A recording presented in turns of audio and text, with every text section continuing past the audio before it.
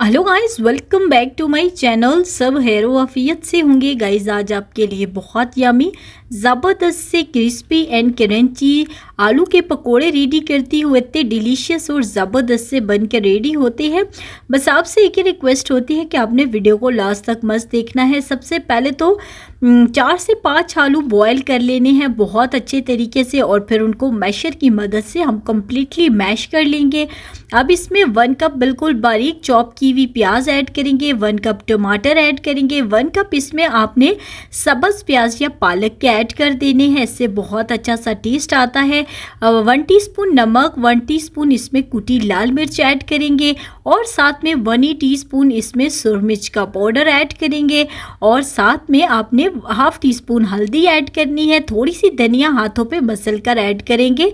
अब हमने सब चीज़ों को बहुत ही अच्छे तरीके से मिक्स कर लेना है। और गाइस बहुत डिलीशियस और यामी ज़बरदस्त से ये पकोड़े हमारे पास बन के रेडी होंगे।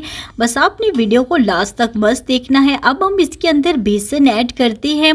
बेसन आपने बहुत ज़्यादा ऐड नहीं करना है। 2 कप इसमें मैंने बेसन के ऐड किए हैं, छोटे वाले 2 कप है, और ज़्यादा इसमें आपने बेसन ऐड नहीं करना है। अब यकीन करें, इसमें हम लोग 1 ड्रॉप भी पानी का नहीं इस्तेमाल करेंगे। आपके सामने ही देखें कि बिल्कुल हमने ये जो सब्जियां ऐड की हैं ना, इन्हीं के पानी के अंदर ये बेसन हमारे पास बिल्कुल परफेक्टली बनकर रेडी होगा, और इसी वजह से ये पकोड़े हमारे पास बहुत ज़्यादा क्रिस्पी एंड क्रंची बनकर रेडी होते हैं।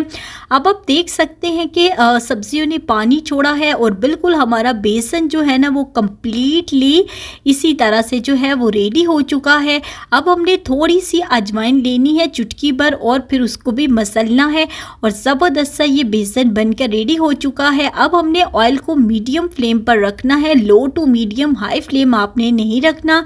लो टू मीडियम फ्लेम पर ये पकोड़े हमारे पास जो है ना वो रेडी होंगे। हाई फ्लेम आपने बिल्कुल भी नहीं करना। हाई फ्लेम में ये होता है कि पकोड़ा ऊपर से तो उसका कलर चेंज हो जाता है, लेकिन अंदर से वो कच्चे रह जाते हैं।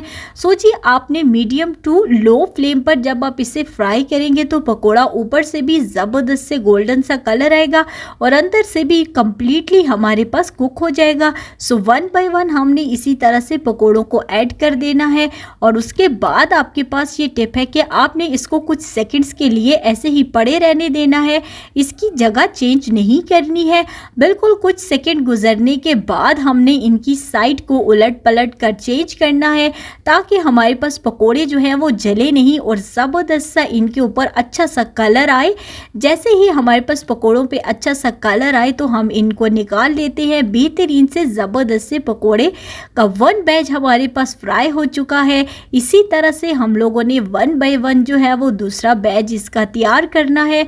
और देखिए, हमने बिल्कुल मीडियम टू लो फ्लेम पर पकोड़े बनाए हैं। हाई फ्लेम हमने बिल्कुल नहीं किया, तो देखिए कितना ज़बरदस्त सा कलर आया है।